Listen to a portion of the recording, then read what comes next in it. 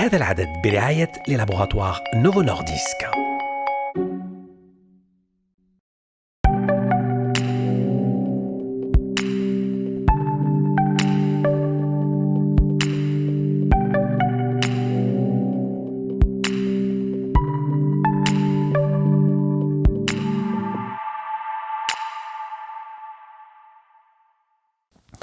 Salam, nous restons avec le diabète. On n'a pas fini de parler de cette maladie aux multiples facettes, vous imaginez bien. Les risques cardiovasculaires pour aujourd'hui. نبقاو مع السكري مرض متعدد الأوجه واليوم نركزوا على مخاطر القلب والأوعية الدموية. On dit que le diabète ne vient jamais seul, qu'il entraîne à la longue un certain nombre de pathologies dont l'hypertension artérielle. Est-ce vrai? Est-ce l'inverse? On dit aussi que le diabète est une maladie dangereuse pour le cœur et les vaisseaux. Comment l'expliquer? Nous tenterons d'en savoir davantage avec notre invité que je vous présenterai dans un instant. يقال أن السكري مع الوقت يؤدي إلى عدة أمراض بما في ذلك ارتفاع ضغط الدم. هل هذا صحيح؟ هل العكس؟ كما يقال أنه من الأمراض الخطيرة على القلب والأوعية الدموية. كيف نفسر ذلك؟ Alors expliquons un peu ce qui se passe. L'hyperglycémie chronique du diabète s'associe à d'autres facteurs de risque cardiovasculaire. On peut citer l'excès de triglycérides, l'obésité, l'hypertension artérielle, la sédentarité et bien d'autres. Le diabète favorise donc le développement de plaques graisseuses au niveau des grosses artères. Ainsi, le risque d'infarctus du myocarde est multiplié par 2, voire même par 4 chez une personne diabétique. يرتبط ارتفاع السكر في الدم بعوامل الخطر القلبية الوعائية الأخرى مثل الدهون الثلاثية الزائدة، السمنة، الضغط المرتفع، نمط حياة غير مستقر. مرض السكري يعزز نمو اللوحيات الدهنية في الشرايين الكبرى وبالتالي خطر الإصابة بنوبة قلبية يزيد 2 إلى 4 مرات في السكري.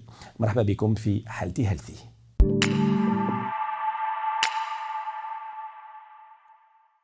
Et nous recevons aujourd'hui pour en parler le professeur Abdelkarim Berrah. Bonjour professeur. Bonjour, c'est Ahmed. Vous êtes chef de service médecine interne au CHU Lamine de Barine, Bablouad Alger. Merci d'avoir accepté notre invitation. Question directe, professeur, pour commencer. Un déséquilibre glycémique prédit-il un risque cardiovasculaire élevé? La question est très claire. Je vais d'abord faire une précision avant de répondre à ta question. Le risque cardiovasculaire est contemporain de l'humanité. Il existe depuis que l'homme existe. Sauf qu'il a pris depuis quelque temps des proportions énormes. Il y a quelques années, les causes de mortalité étaient surtout les maladies infectieuses et la dénutrition. Et puis avec ce qu'on appelle le progrès, le développement, il y a eu, il est vrai, une facilitation dans notre façon de vivre, mais il y a eu aussi un certain nombre de dérives en termes d'alimentation, en termes de mouvement, etc.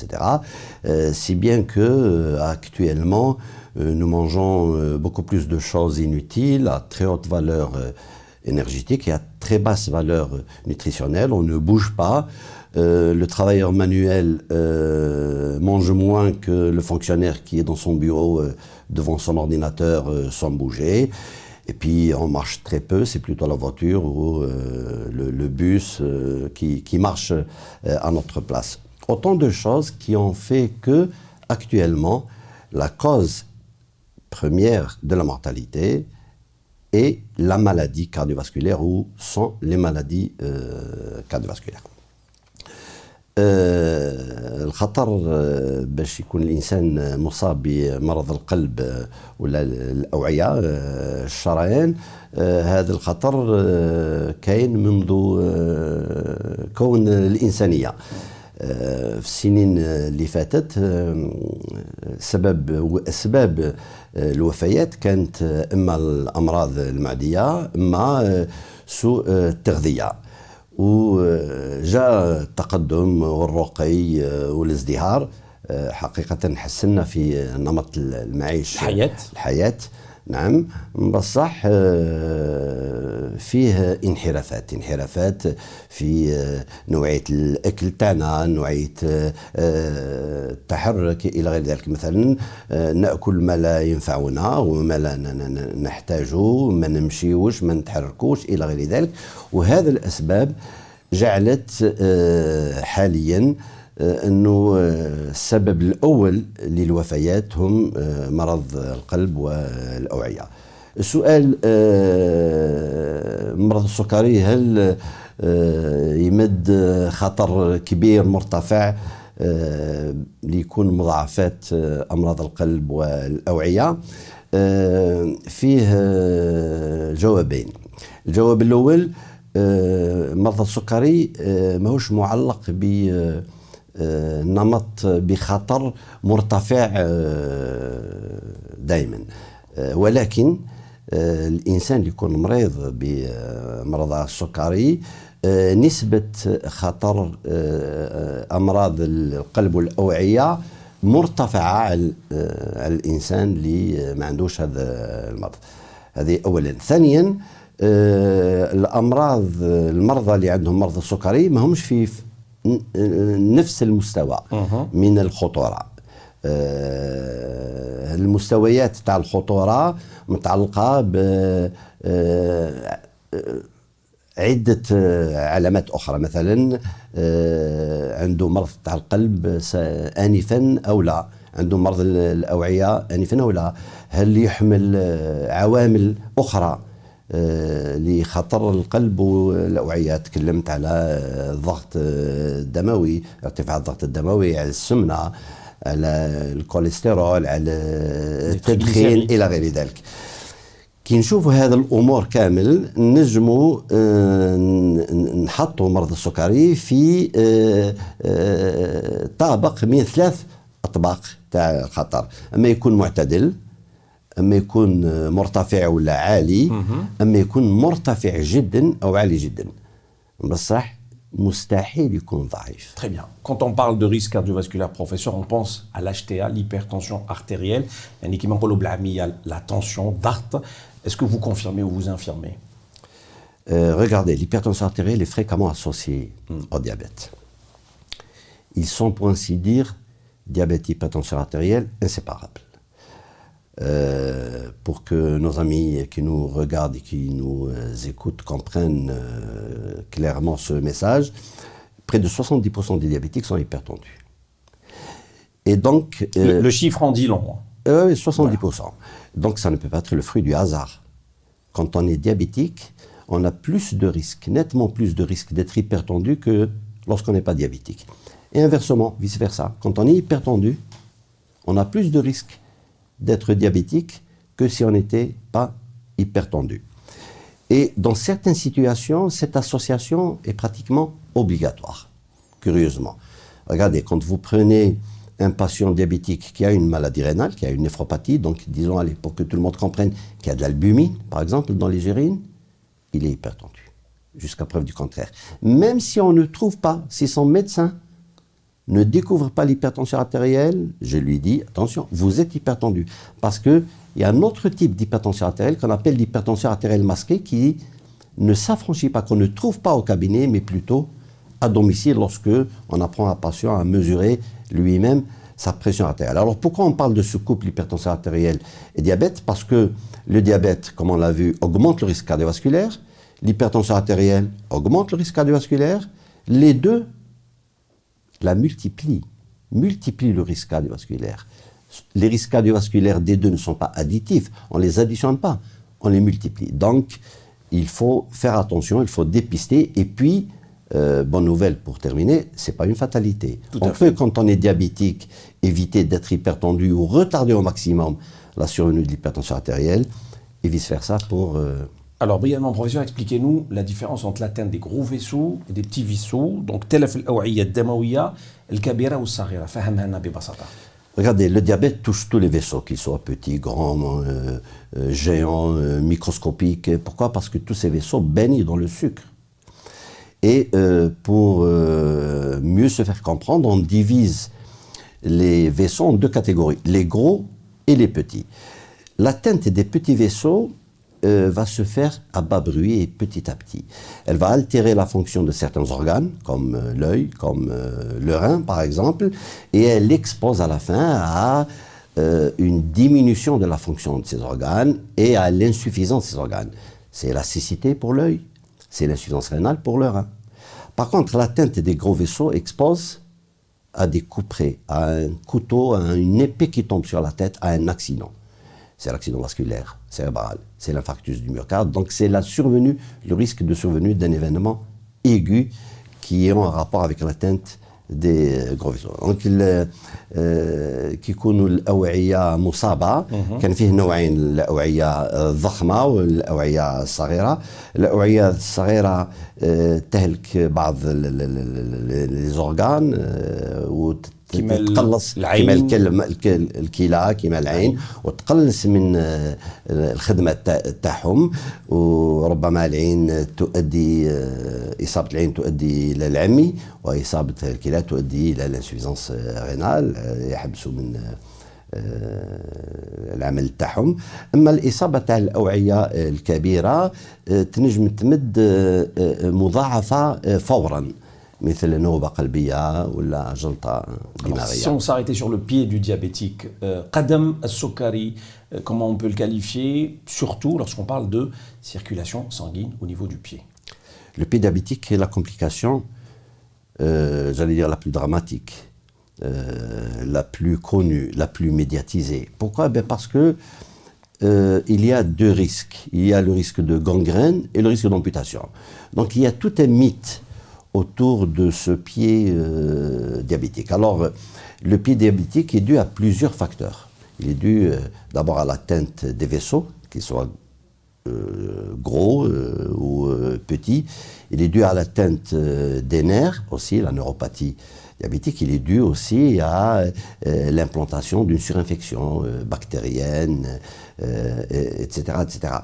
Le pied diabétique, j'ai pour habitude de dire, n'a qu'un seul traitement, c'est la prévention. Parce que quand on arrive au stade de pied diabétique, cela veut dire que tous les vaisseaux sont atteints et que nous sommes à un stade où le cœur est atteint, le cerveau est atteint, le rein est atteint, etc. Et puis, le pied diabétique, sa prévalence dans un pays, nous donne une idée sur la façon de prendre en charge le diabète dans un pays, sur la qualité de la prise en charge du diabète. Donc,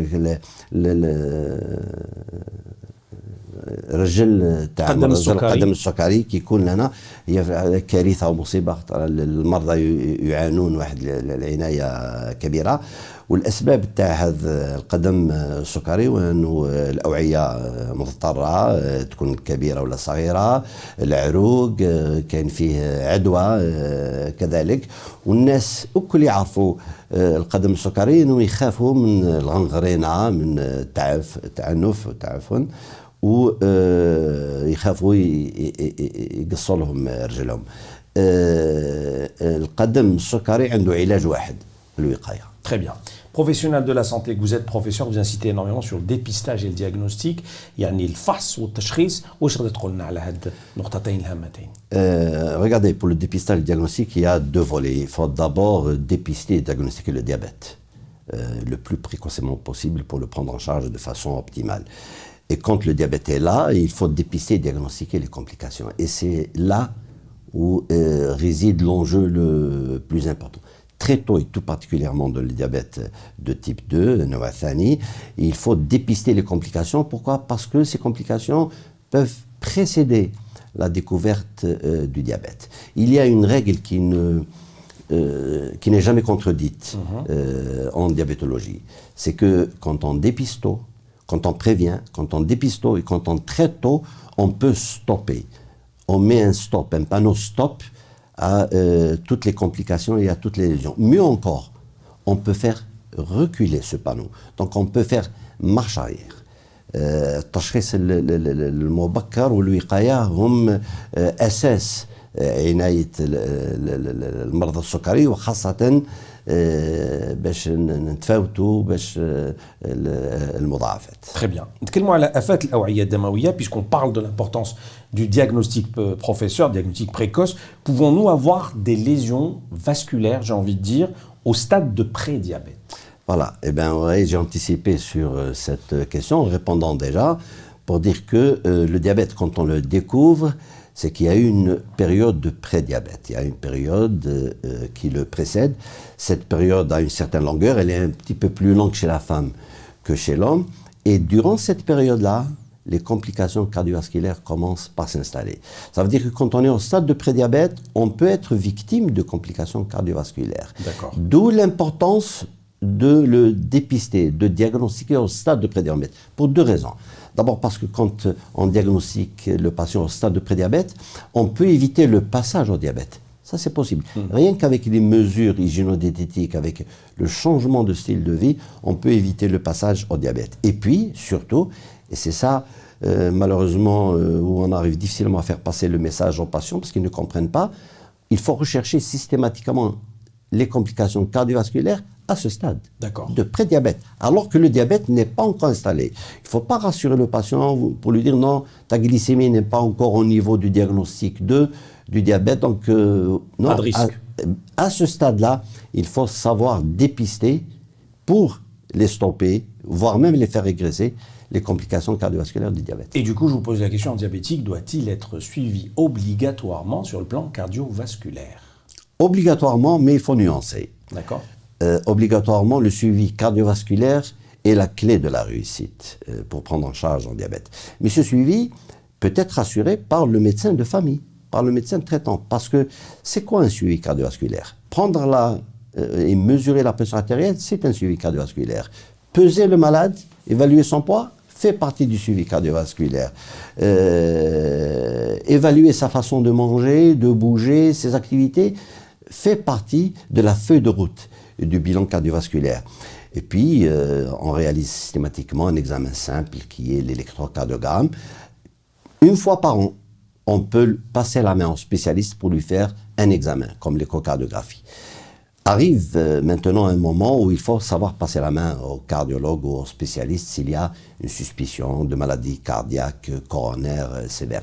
Donc le bilan cardiovasculaire est obligatoire.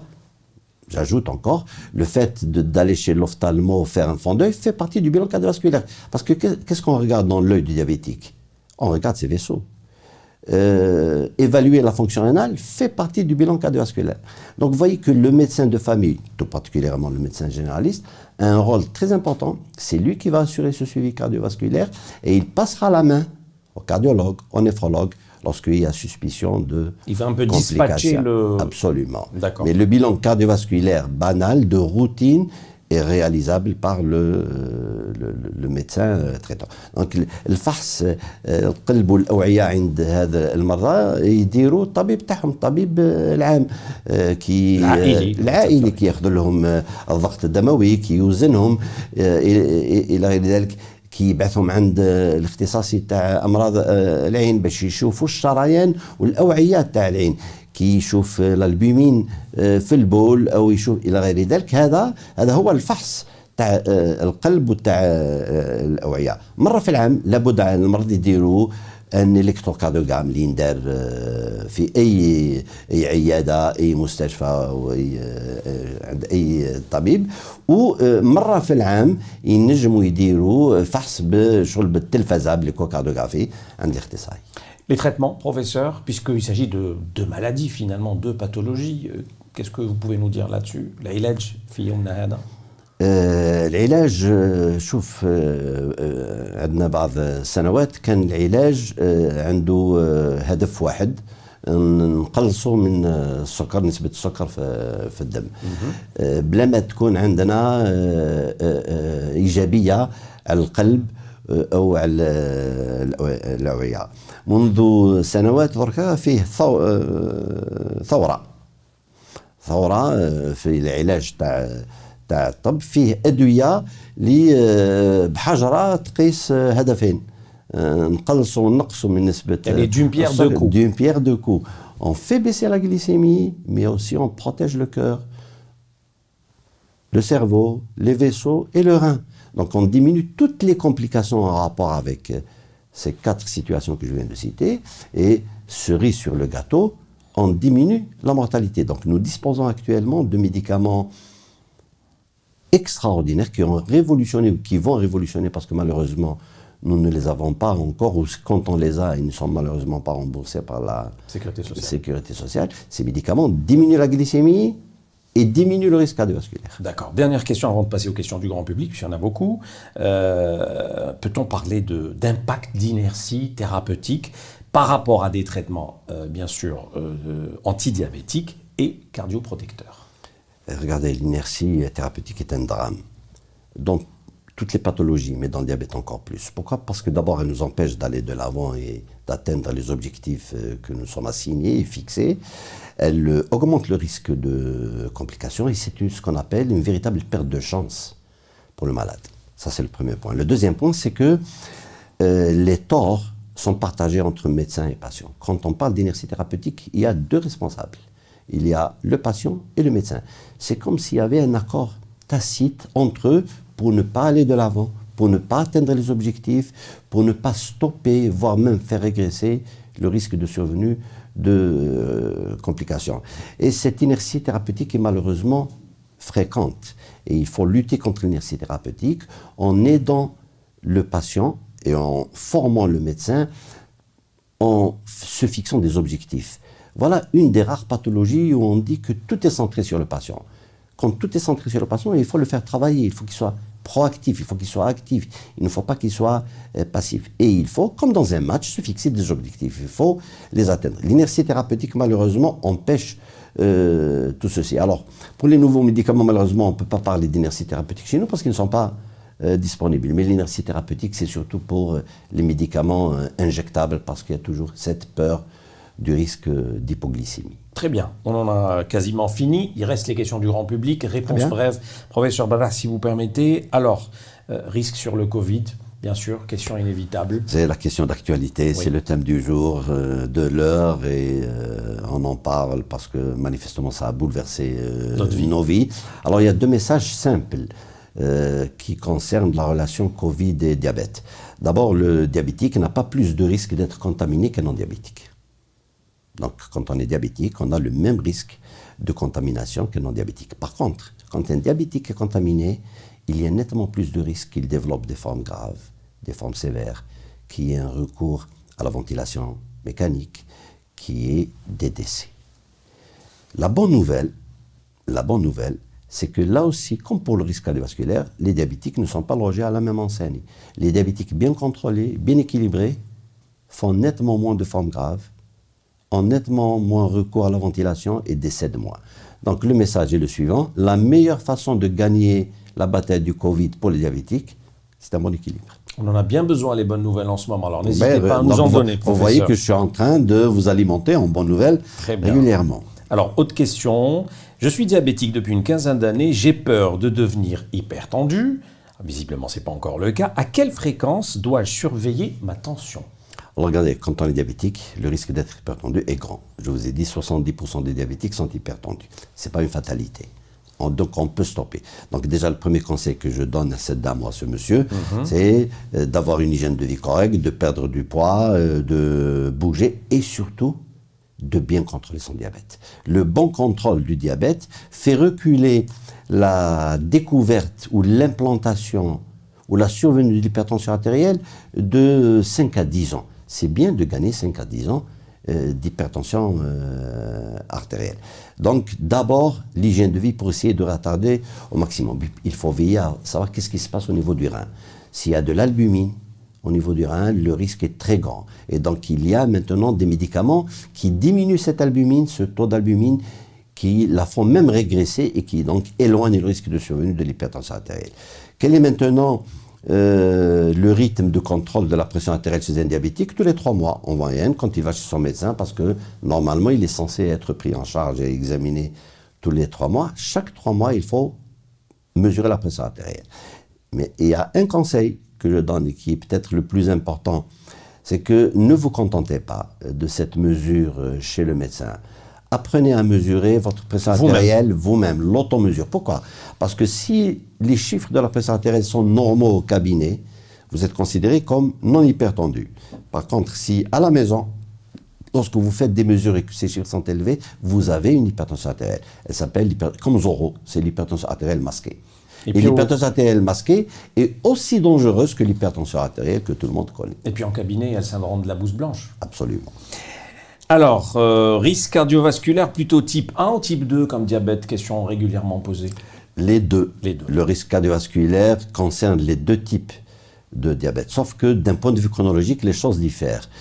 Pour le diabète de type 1, il lui faut un certain nombre d'années pour que ce risque apparaisse, car on vient de l'expliquer, pour le diabète de type 2, dès sa découverte, il est peut-être déjà passé à la caisse pour payer. D'accord. Allez, un peu d'humour, ça nous fait du bien. Allez-y. Une question très sympa. Alors, il y a un monsieur qui vous dit je suis diabétique et hypertendu. Comment faire pour que mon diabétologue et mon cardiologue s'entendent bien et soient sur la même longueur d'onde? Difficile par les temps qui courent, hein, qu'ils s'entendent.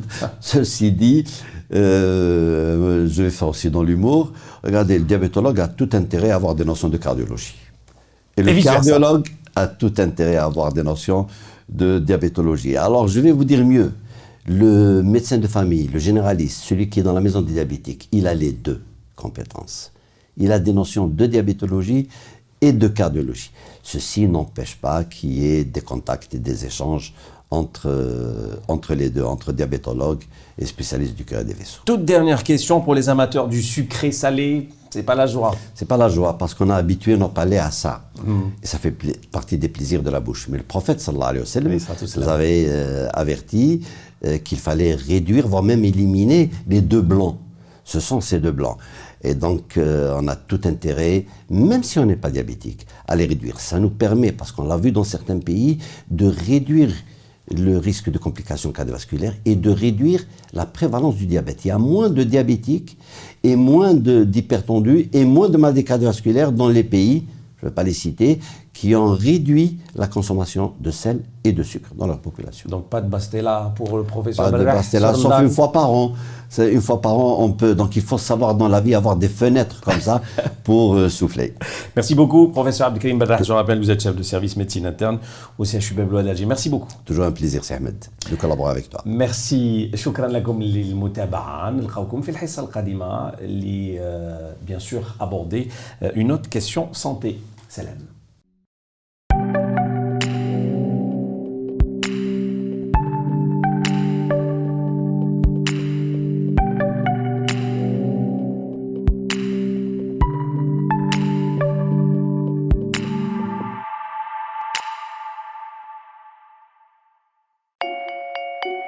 هذا العدد برعاية للابوغاتوار نوفو نورديسك.